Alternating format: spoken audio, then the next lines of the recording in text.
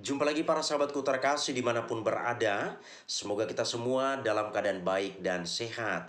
Para sahabatku terkasih, sesi ini saya mengajak kita untuk melihat satu artikel penting yang dengannya nanti kita akan mengetahui jawaban mengapa tindakan intoleransi itu selalu terjadi di wilayah Jawa Barat.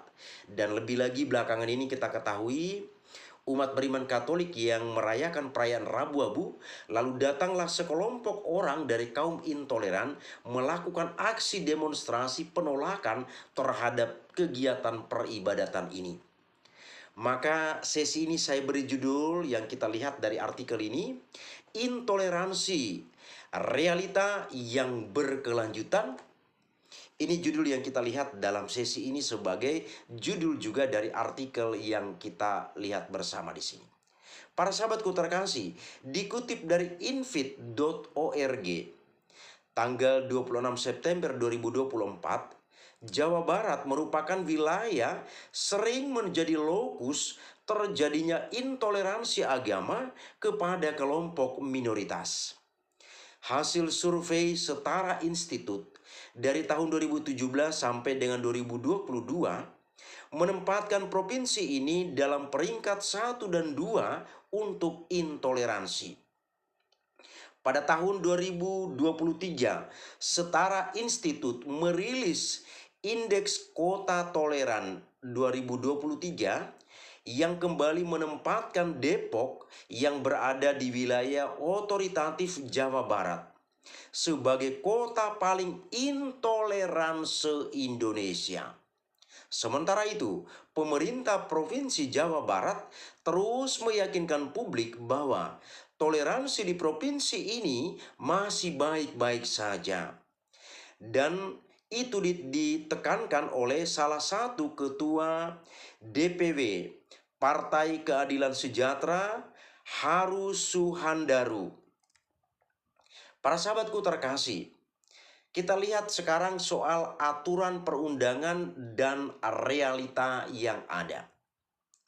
Kunci untuk mencegah tindakan intoleransi dan diskriminasi terhadap kelompok minoritas adalah hadirnya negara dalam melindungi segenap warganya, termasuk kelompok agama minoritas, sebagaimana termaktub dalam Undang-Undang Dasar tahun 1945, pasal 29 ayat 2 yang berbunyi, negara menjamin kemerdekaan tiap-tiap penduduknya untuk memeluk agama, serta kewajiban Indonesia setelah meratifikasi International Covenant of Civil and Political Rights atau disingkat dengan ICCPR yang tertuang dalam Undang-Undang Nomor 12 Tahun 2005 dalam pasal yang ke-18. Setiap orang berhak atas kebebasan berpikir, berkeyakinan, dan beragama.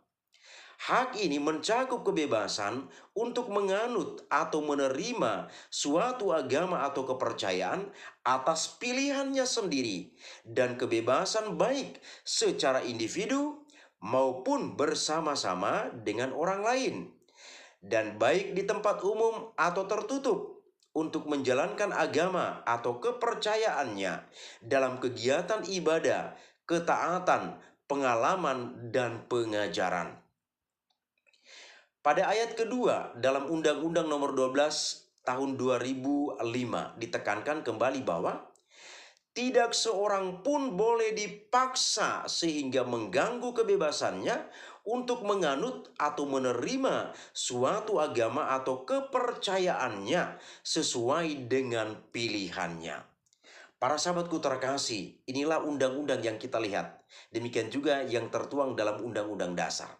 Ironisnya, beberapa kasus intoleransi dan diskriminasi terhadap agama minoritas di Jawa Barat, pelakunya justru dari aparat pemerintahan sendiri.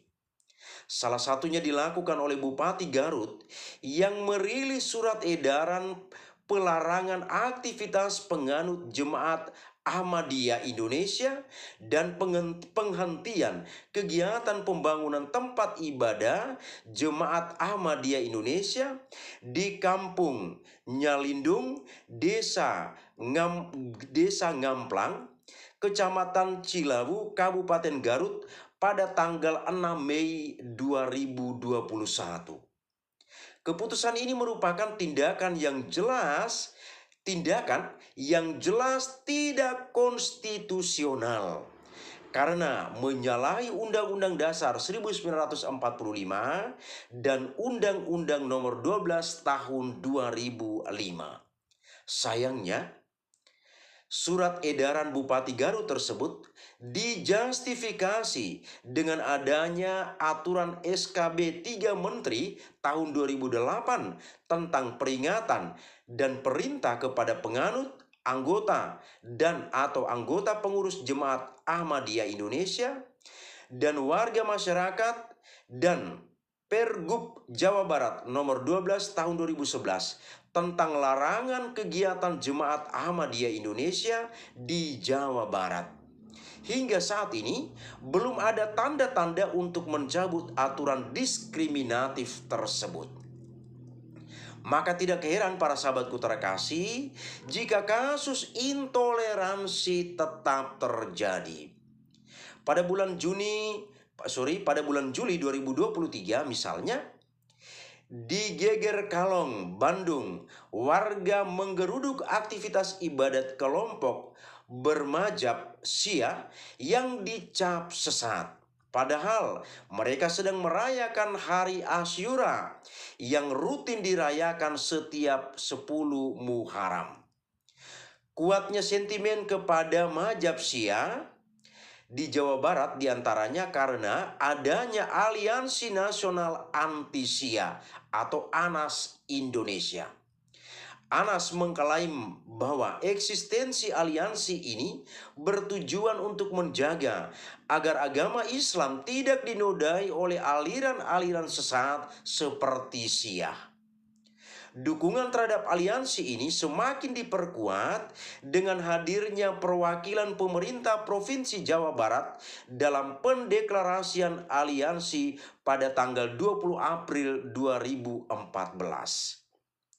Belakangan, di tahun 2022, ANAS meresmikan gedung dakwah ANAS yang baru dan juga dihadiri oleh Wali Kota Bandung, Yana Mulyana.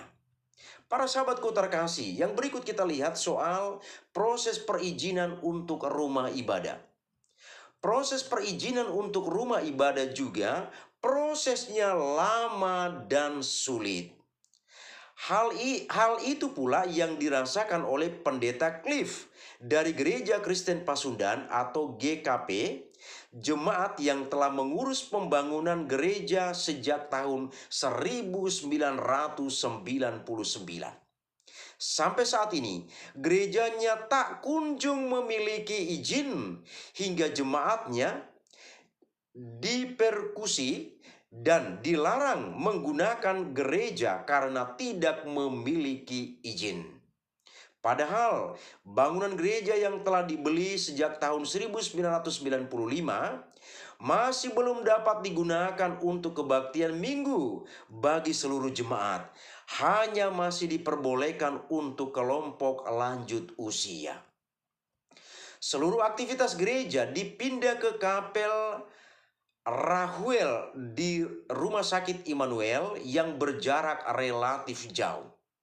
Pendeta telah menyampaikan permasalahan ini kepada kantor Kementerian Agama melalui Bimas Kristen Provinsi Jawa Barat, Kabupaten Bandung, tapi sayangnya belum ada perubahan apapun. Pertanyaan, apakah intoleransi kepada kelompok akan terus berlanjut? Jawabannya cukup sulit. Dan ini sudah sangat jelas juga baru-baru terjadi tanggal 5 Maret 2025 mengenai umat beriman Katolik yang sedang melangsungkan perayaan Rabu Abu, lalu datanglah sekelompok orang dari kaum intoleran ini melakukan aksi demonstrasi penolakan supaya Umat yang ada di sini merasa terusik dan bila perlu bubar secepatnya dari perayaan itu.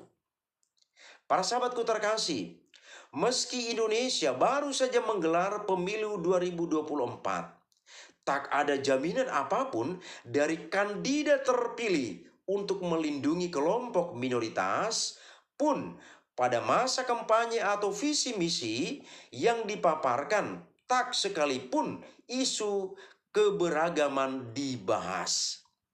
Sementara di sisi yang lain, pemerintah melalui Kementerian Agama telah menggagas program moderasi beragama yang dianggap berhasil. Hingga lahir Perpres nomor 58 tahun 2023 mengharuskan pemerintah pusat, pemerintah daerah maupun pelibatan masyarakat melaksanakan program moderasi beragama. Seharusnya capaian program moderasi beragama memasukkan indikator yang dampaknya dapat dirasakan langsung, seperti pencabutan aturan pemerintah yang diskriminatif terhadap kelompok beragama atau kepercayaan minoritas. Nyatanya, indikator hanya bersifat administratif belaka. Maka para sahabatku terkasih, tidak heran bagi kita meski program moderasi agama terus berjalan, tetapi aturan diskriminatif tak pernah dicabut. Masyarakat sipil telah berupaya keras untuk melakukan advokasi. Namun pemerintah sepertinya tidak bergeming dalam mempertahankan aturan diskriminatif tersebut. Jika tidak ada perubahan di tubuh pemerintah terkait dengan aturan yang diskriminatif, niscaya intoleransi akan terus menjadi realitas berkelanjutan. Inilah berita yang ada dalam atau sebuah tulisan yang kita temukan dari artikel ini, sangat luar biasa, memberikan informasi yang sangat baik, sangat penting bagi kita. Sehingga dengan itu kita dapat mengetahui bahwa mengapa di Jawa Barat itu seringkali terjadi tindakan-tindakan yang menolak agama-agama minoritas ketika agama minoritas itu melaksanakan kegiatan peribadatannya. Jadi artikel ini sangat jelas memberikan informasi bagi kita. Para sahabatku terkasih, maka saya memberikan beberapa komentar atas hal ini. Pertama, saya katakan, ini sangat parah. Ini sangat parah. Tindakan intoleransi. Kalau seperti ini situasinya, maka tindakan ini akan terus berlanjut sampai kapanpun. Maka situasi ini saya katakan situasi yang sangat parah. Ini komentar saya yang pertama. Komentar saya yang kedua. Ternyata intoleransi ini sudah sering terjadi. Bahkan sudah menjadi sesuatu yang biasa. Intoleransi sudah biasa terjadi dan ini menjadi sesuatu yang biasa. Bagi para sahabatku di provinsi lain yang belum pernah mengalami hal-hal semacam ini, barangkali terkejut dengan informasi dari artikel ini. Tetapi dengan informasi dari artikel ini kiranya memberikan masukan bagi kita bahwa memang tindakan intoleransi ini sudah biasa terjadi.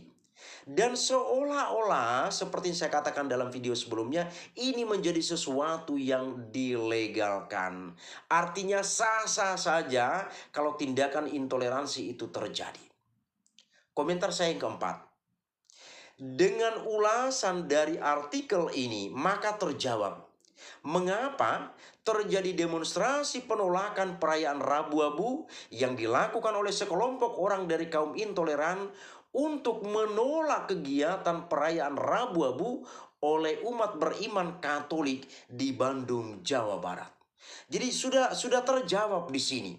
Barangkali mungkin kita dari kemarin-kemarin masih meraba-raba, ada apa gerangan? Ada apa sih kira-kira yang terjadi di sana? Ada apa yang ada di sana sehingga sampai hari ini kita terus melihat bahwa selalu ada saja tindakan intoleransi, dan pada waktu belakangan ini inilah giliran yang dialami oleh gereja Katolik. Komentar saya yang keempat, pemerintah harus bersikap adil terhadap semua pemeluk agama. Sudah jelas dalam artikel tadi, kalau pemerintah pun ikut terlibat di dalam tindakan intoleransi ini, maka hancurlah negara ini. Jadi pemerintah seharusnya bersikap netral terhadap semua agama atau kepercayaan. Pemerintah tidak boleh terprovokasi untuk ikut-ikutan dalam melakukan tindakan intoleransi terhadap agama atau kepercayaan yang lain. Maka wajar-wajar saja dari artikel ini, mengapa sampai hari ini belum ada tindakan tegas dari pemerintah untuk menyelesaikan persoalan yang terjadi di Bandung pada tanggal 5 Maret 2025 mengenai sekelompok orang dari kaum intoleran yang melakukan tindakan intoleransi, mendemo menolak umat yang sedang merayakan perayaan Rabu-Abu di tempat itu. Para sahabatku terkasih, inilah komentar saya dari artikel yang sangat baik ini untuk kita. Kiranya informasi penting ini semakin membuat kita teguh dalam beriman bahwa ada di provinsi lain seperti kita lihat di Jawa Barat ini, begitu marak tindakan intoleransi itu terjadi. Dan kita di tempat kita masing-masing, di provinsi kita yang lain, kita hendaknya membina toleransi yang baik sehingga tidak terjadi hal yang sama seperti yang dialami oleh saudara-saudari kita yang sedang merayakan perayaan imannya tetapi diganggu, ditolak oleh sekelompok atau kelompok orang dari kaum intoleran. Semoga ini bermanfaat bagi kita. Terima kasih, Tuhan memberkati.